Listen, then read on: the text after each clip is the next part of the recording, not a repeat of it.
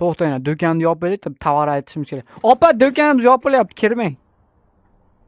Yopildi do'kon. Shunday boramizda, bizda biznes o'lyapti, sezyapman. Opa, do'kon yopildi dedim-ku, desam ham kelibsiz ey. Oxirgi klientlarni yoqtirmayman-da. Voy desam ham narsa olib bering deb turib olasizlar. Mayli endi. Qiz bola ekansiz. O'g'il bola bo'lganda tepib chiqarib yuborardim. Do'konimiz yopilgan-ku deb. Yaxshi boring. Qaytib kelmang. Yo'q, qaytib keling, hozir kelmang, yopilganmiz. Pulimiz $36 pulimiz qoldi. Uje biz bankrotga qarab sekin ketyapmiz. Xolodilnikni mana mashinaga qo'ysak. Ana, yo'masam. Ana endi suvni mashinaga qo'yamiz. Sut achib qolmaydi. Zo'r do'konchiman-da o'zi ham.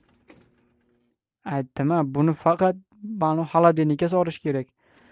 Sut achib qoladi. Ha shuning uchun-da. Ha mayli.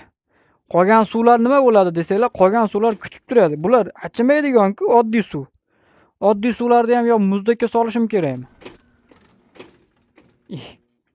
Men qo'yib tur.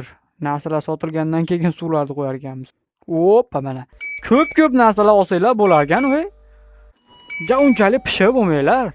Yesanglar o'zingizlarni qoninglarga yeysizlar. To'g'rimi? To'g'ri. Ko'p narsa olinglar. Men ko'p narsa olganga opa, yaxshi muomala qilaman. Bitta narsa olganga prosta yaxshimisiz tuzingmiz deb qo'yaman xolos. Brat keling. 3 ta narsa olibdi. Yaxshimisiz tuzingmiz. Ha. Kartama to'lang. Men bitta narsani ko'rib qoldim-da. Orqada manaqa bor ekan meni. Basketbolni poylab bor ekan-ku. Zerikkanda otib o'ynab tur deganda. Birinchisi o'xshamadi degani, ikkinchisi ham o'xshamaydi degani emas, to'ppa-to'g'ri. Ikkinchisi o'xshamadi degani, uchinchisi ham o'xshamadi degani emas. Do'konchiligim qilaveray, tinchgina.